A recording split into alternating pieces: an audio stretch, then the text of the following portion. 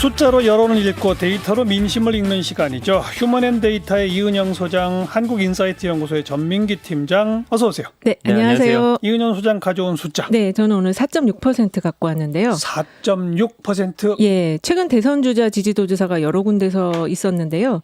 그 이낙연, 이 부동의 1위를 차지하고 있는 이낙연 후보와 이재명 지사, 계속 2위를 달렸던 이재명 지사의 격차가 가장 좁혀진 걸로 나타난 조사가 있었습니다. 그렇죠. 격차가 예. 4.6%포인트인데요. 이게 오차범위 이내의 격차거든요. 그렇죠. 그래서 지난 YTN이 리얼미터에게 의뢰해서 지난 17일 날 1000명 대상으로 조사한 결과인데요. 표본 오차는 95% 신뢰 수준에서 플러스 마이너스 3.1%포인트입니다.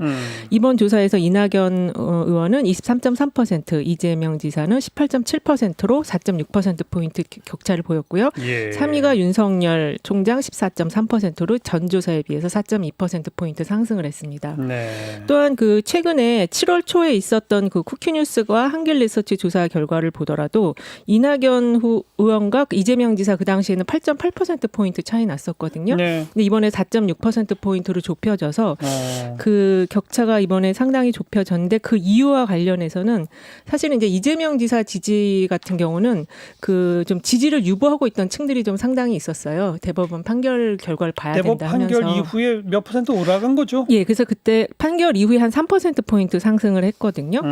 그리고 이제 이낙연 후보 그 지지를 보면은, 리얼미터 조사 기준으로 보면은 4월 말에서 5월 말 때 6%포인트가 하락을 했어요. 4월 말에 얼마였어요?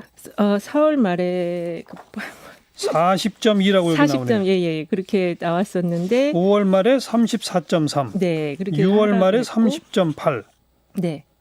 이번 7월 17일에 23.3. 예, 그렇게 해서 4월에서 5월에 코로나19 전국이 한창 그 정점에 있을 때 6%포인트 빠졌고 또 이번에 이제 부동산 전국이 있은 이 시기에 7%포인트가 빠졌거든요. 예.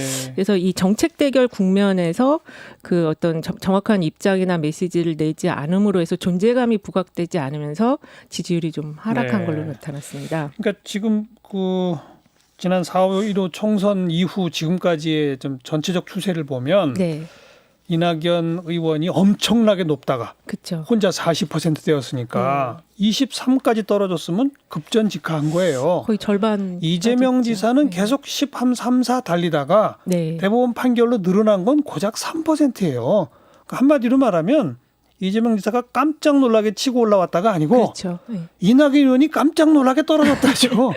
그러다 보니 비슷해졌다 아니에요? 네, 사실 그 이낙연 후보 지지율이 진보 보수층을 다 포괄을 하고 있었거든요. 네. 근데 이 정책 대결 국면에서 이제 보수층이 좀 많이 이탈을 하지 않았나 이렇게 좀 생각이 됩니다. 네. 그리고 그 좀 결집을 단단하게 좀 이렇게 다지지를 못한 것 같아요, 이 시기에. 그러니까 어찌 보면 4.15 총선 직후 그 시점까지는 별로 눈에 띄는 사람도 없으니까 네. 그냥 다 이낙연 했던 것 같고 어라? 좀 정신 차리고 보니까 다른 사람 보이네? 네. 이러다 보니 이낙연 의원이 쭉 빠진 게 아닌가. 그렇죠. 그죠? 그렇지만 이제 이 대선 지지율에서 민주당 내에서는 또 그 당 지지층의 여론이 어떤가도 중요한데 아직은 그 민주당 지지층 내에서는 한 6대2 정도. 이낙연 6대2요? 예. 한 59%에서 한 이재명 지사는 한 19% 정도. 아직은 좀 격차가 많이 나 있더라고요. 크군요. 예. 네. 여권 성향 내에서는 그렇게 나온다. 네. 아까 윤석열 총장이 14.3? 14.3%. 이것도 꽤 올라간 거죠? 4.2%포인트 상승을 했거든요. 이전 네. 조사 대비해서. 그 밖에 다른 분들은 어떻게? 홍준표 의원이 5.9%, 황교안 전 의원이 5.1%, 안철수 대표가 4.8%, 오세훈 전 시장이 4.7%, 그다음에 이제 하위수 더 밑으로는 심상정, 임종석, 원희룡 이런 순으로 나타났습니다. 전 팀장은 어떤 숫자 가져오셨어요? 38대 25인데요. 이건 이제 빅데이터 상에서 이낙연 의원과 이재명 지사의 긍정 감성 비율입니다. 이낙연 긍정이 38, 네, 이재명 긍정은 25. 그렇습니다. 근데 일단 좀 크게 놓고 보면 화제성은 이재명 지사가 훨씬 많아요. 일주일 동안 언급량이 16만 8천 건이거든요. 특히 대법 판결이 난 그 주니까요. 맞습니다. 예. 그리고 이낙연 지사는 5만 1천 건 정도 언급이 됐는데 일단 이낙연 지사는 이제는 그 어떤 키워드 자체가 대선을 향해 가고 있다라는 게 보여집니다. 예. 그 이재명 지사하고의 어떤 지지율 차이, 그다음에 대통령 후보, 뭐 대선, 여론 지지율 이런 키워드가 나오면서 사실은 당 대표보다는 지금 오히려 그 대선과 관련한 언급들이 훨씬 더 많다고 보여져요. 예. 그래서 긍정 비율 아까 말씀드린 대로 38.1, 부정이 37.4거든요. 그러니까 그래도 긍정이 상당히 높은 거죠. 그럼요. 정치인치고는 그죠? 그리고 긍정이 부정보다 높은 정치인이 그렇게 많지가 거의 않거든요. 없으니까요. 네, 그래서 예. 긍정도 보면 뭐 찬양하다, 지지하다, 정의롭다, 좋다, 잘하다, 선호하다, 추천하다 이 개인에 대한 이야기들 많고요. 예. 부정은 뭐 우유부단하다, 언플, 굼뜨다 이런 단어가 좀 눈에 띄더라고요. 예. 이게 좀 신중한 것을 좀 지극히 신중하다라는 쪽으로 좀 표현하고 있는 것 같고요. 예. 이재명 지사 같은 경우는 말씀해 주신 대로 대법원 판결과 관련된 키워드들이 상위를 장악하고 있고요. 판결, 대법원, 무죄 뭐 다 그러네요. 그렇습니다. 1, 2, 3등이. 그 이후에 이제 대선 후보로서의 면모를 드러내는 키워드들이거든요. 긍부정은요? 25대 49.1인데 부정이 49? 네, 이재명 지사는 꼭 부정이 좀 더 높긴 높아요. 근데 이제 어떤 사안에 대해서 뚜렷한 본인의 목소리를 내다 보니까 예. 거기에서 오는 이제 긍부정이 확실히 좀 갈리는 특징을 갖고 있거든요. 확실히 호불호가 명확한 정치인이에요. 맞습니다. 이재명 그래서 아까 얘기한 것처럼 대법원 판결 났음에도 불구하고 대폭 뛰어오르지 못하고 한 3%만 오르는 걸 보면 올라가는데도 한계가 있는 거죠. 아직은. 그렇습니다. 예, 워낙 그래서 이 이재명 지사를 싫어하는 층이 또 두텁게 있다 이런 게 맞아요, 아니겠어요. 사실 맞아요. 이제 60대 이상층에서는 아직은 이재명 지사에 대한 선호가 높지는 않아요. 그러니까요. 그렇습니다. 그래서 긍정은 적극적이다, 지지하다, 소신이 있다, 선호한다, 존중한다, 최선이다, 시원하다라는 키워드 예. 감성어도 있고요. 예. 부정어는 뭐 거짓말한다, 언플, 싫다, 의혹, 무섭다 뭐 이런 단어들이 있고 윤석열 검찰총장 같은 경우는 이제 야권 선호도 1위인데 언급량은 2만 6천 건 정도고요. 예. 지금 인터넷 상에서는 대선과 관련해서는 사실은 좀 많이 언급되는 편은 아닙니다. 아니죠? 예. 예. 9위에 총선 있고 10위에 대통령 뭐 요 정도니까 사실은 지금 검경 수사 관련해서 채널 그렇죠. A 여기에 그렇죠. 대한 예. 좀 포커스가 맞춰지고 있고요. 긍부정은요? 20.2대 54.5거든요. 부정이 훨씬 높네요. 그렇습니다. 그래도 긍정에 보면 강직하다라는 표현이 계속해서 나오고 있어요. 그리고 부정은 뭐 혐의, 자충수, 뭐 눈치 없다 이런 키워드들로 표현이 되고 있습니다. 네. 지금 너무 빠르게들 기사 제목을 쓰는 것 같아요. 네. 언론들이 뭐 이재명, 이낙연 맹추격, 대세론 이낙연, 추격자 이재명. 뭐 이런 등등의 그 막 붙이는데 이게 이제 요번에 4.6 차이 나니까 이렇게 쓰는 거 아니에요. 네, 네. 맞습니다. 참 그냥 뭐 기사들도 대충 막 쓰는 것 같아요. 지금. 아무래도 이제 너무 한 명이 독주하는 것보다는 재미가 있어 두 명이 생기니까. 경쟁하는 게 더 재밌으니까요.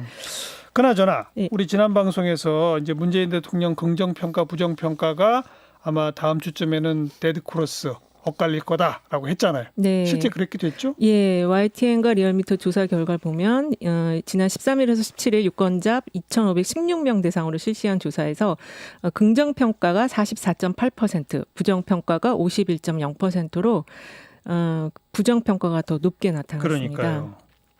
예, 부정평가는 전주보다 4.5%포인트 올랐고요. 예. 그 긍정평가는 3.9%포인트 내렸습니다. 예. 그래서 이게 지금 나타난 게 어쨌든 그 30대 그 당시에는 박원순 시장 사망 사건이 여론에 반영되지 않아서 이번 조사 결과를 보면은 30대와 여성 지지층에서 하락폭이 컸거든요. 그게 이제 그 박원순 시장 사건이 반영된 거죠? 네, 반영돼서 나왔기 때문에 이제 예. 데드크로스가 일어난 거고요. 특히 예. 그 30대가 14.4% 포인트가 빠졌어요. 어이구.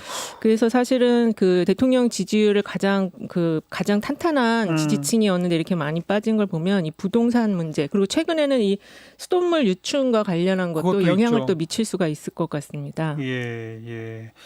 이게 긍부정이 이렇게 엇갈리었던 게 작년 조국 사태 때 이후에 없었던 일 네, 아니에요? 없었고 계속 긍정이 리드를 하고 있었는데 예. 이제 이번에 좀 반대가 된 거죠. 예. 이제 빅데이터 상에서는 제가 볼 때 그 코로나가 일주일 동안 언급량 1위를 한 4개월 정도 차지했는데 지난주에 처음으로 박원순 시장이 역전을 했어요. 그러니까 인터넷 안에서는 사실 이 사안에 대해서 굉장히 좀 많이 뜨겁다는 얘기죠. 뜨겁다라고 볼 수가 있고 그러다 보니까 이제 30대 여성 지지율 많이 떨어졌다고 지금 이야기 그렇죠. 나오고 있잖아요. 네. 이 부분에 대한 좀 어떤 당 차원의 대책이라고 할까요? 아니면 어떤 이거를 좀 이렇게 정리할 수 있는 뭔가 발언이나 대책이 좀 시급하다라는 게 빅데이터 상에서는 좀 일처지고 있습니다. 이미 근데 실기한 거 아니에요? 늦긴 늦은 것 같아요. 예. 그렇죠? 이미 저질러질 일은 다 저질러져 버린 것 같아요. 그래도 어쨌든 매듭은 져야 되지 않을까 싶은데요. 예. 자, 다음 네, 제가 가져온 숫자는요. 10명 중 6명입니다. 그건 뭐예요? 최근에 이제 그린벨트 해제를 둘러싸고 당정 청간에 그 불협화음이 계속 일어났는데요. 네. 이제 오늘 당청이 매듭을 짓긴 했지만 그린벨트 해제와 관련해서 반대 그러니까는 그린벨트 해제가 불필요하다라는 의견이 61% 정도 나타났습니다. 네, 네. 그래서 아직은 집이 10명 중 6명은 예, 6명. 해제해서 안 된다. 네, 네. 언제 조사된 거예요? 어디서? 이게 20일 날 리얼미터가 더 YTN 더 뉴스 의뢰로 17일 날 전국에 만 18세 이상 성인 남녀 1,000명을 대상으로 조사가 되었고요. 표본 오차는 95% 신뢰 수준에서 플러스 마이너스 3.1% 포인트입니다. 예. 그래서 그린벨트 해제가 불필요하다라는 의견이 60.4%로 절반을 넘겼고요. 예. 그다음에 주택 공급을 위해서 필요하다라는 의견은 26.5%에 불과해서 예. 지금 집이 필요하다라는 의견이 많지만 그래도 그린벨트까지 안 된다. 해제해서 할 필요는 없다라는 의견이 높았던 것 거주 같습니다. 지역별로 보면 어땠어요? 이게 이제 서울하고 경기도에서 그린벨트가 사실 이제 서울 쪽을 푸는 걸로 얘기가 많이 됐었기 때문에 서울에서는 찬성하는 비율이 높지 않을까 했는데 역시 불필요하다는 의견이 62%, 경기도도 한 63% 정도 나타나서 예. 그린벨트가 미래를 위해서 남겨놔야 될 자산이라는 거에 다 공감하는 것으로 나타났습니다. 빅데이터 상에서는 그린벨트 반응이 어때요? 네, 7월 1일 이후 언급량이 6만 3천 건이니까 언급량도 상당히 많고요. 그 긍부정 비율 보면 27.5 대 42.2예요. 부정 감성어 1위가 반대하다거든요. 그러니까 그린벨트 좀 해제 반대하는 목소리가 그러네요. 좀 더 많은 것 같고요. 예. 근데 뭐 그런 의견들이 있더라고요. 현재 그 집이 부족한 게 아니다라는 의견이 SNS에 좀 있어요. 그러니까 지금도 집은 충분한데 다만 다주택자가 몇몇이 문제다. 그렇죠. 그런 의견들이 조금 더 목소리가 많이 살고 싶은 올라오더라고요. 곳에 있는 집이 부족하다. 그렇죠. 이런 의견이죠. 예. 그래서 어쨌든 연관어도 보면은 지금 서울 요건 재밌는 게 그린벨트 관련해서 인물들의 연관? 많이 연관어가 많아요. 그러네요. 왜냐면은 이제는 그 당을 떠나서 정치인으로서 한 개인이 어떤 사안에 대해서 언급하는 어떤 거. 이야기를 예. 하고 있느냐를 예. 좀 중시해서 보고 있기 때문에 국회의원분들은 이제는 사안이 터졌을 때 본인의 소신을 좀 잘 정리해서 맞아요. 이야기할 필요가 있다고 보입니다. 최근에 행정수도 다시 공론화되는데 행정수도 관련 여론조사는 최근 건 없죠? 최근 건 없고 2017년에 그 국회 도서관과 한국리서치가 한 조사가 있었어요. 그때 이제 찬성 비율이 국민의 경우는 49.9, 한 50% 정도, 반대가 44.8% 정도. 그래서 찬성이 팽팽하네요. 약간 이거는 팽팽했었고 전문가는 찬성이 64.9 대 반대가 35.1%. 전문가는 찬성이 많고. 많죠. 네. 그리고 그린벨트도 이 빅데이터 상을 보면은 그 다 이제 대선 후보분들을 다 이름은 있는데 이낙연 후보 이름이 없어요. 그래서 그런 면에서 지지율이 빠지는 게 아닌가 빅데이터 상에서도 좀 나타나는 것 같거든요. 네. 네. 자, 마지막 전 팀장 가져온 숫자는 41.6입니다. 이건 뭐예요? 그린 뉴딜 관련한 긍정 비율이거든요. 그 지난주 문재인 대통령이 대국민 보고통에서 한국판 뉴딜 계획 밝혔잖아요.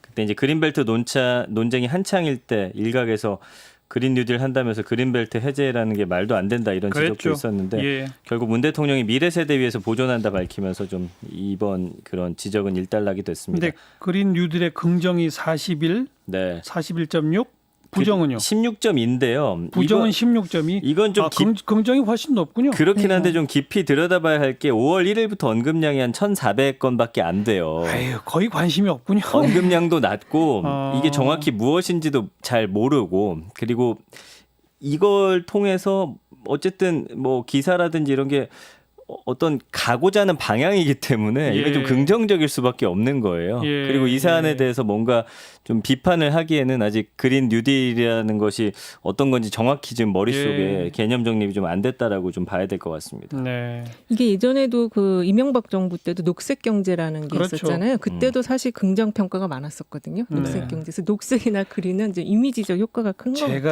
맞아요. 생각할 때 예. 이명박 정부 때 녹색 경제, 박근혜 정부 때 창조 경제, 네. 뭐 문재인 정부의 그린 뉴딜, 제가 예. 이렇게 쭉 함께 비슷한 레벨로 놓고 얘기하면은 네. 새 정부 인사들이 다 싫어할지 모르겠지만 네. 이게 일반 국민들한테는요 너무 양이 많아요. 네. 그게 무슨 얘기냐면 이미 모든 부처가 하고 있는 일을 어떤 이름 하나에 이렇게 모아놓은 거예요. 네. 그러면서 국민 눈을 확 사로잡을 핵심은 좀 부족해요. 네. 이러다 보면 밋밋한 거예요. 좀 와닿지 않는 것 그러니까요. 같아요. 국민들이 느끼기에도요. 예. 대충 뭘은 멋있으니까 긍정이 많은데 네. 그러나 관심이 별로 없는 거예요. 정확합니다. 그리고 효과도 별로 안 나타나고 왜 이런 게 반복되는지 모르겠어요.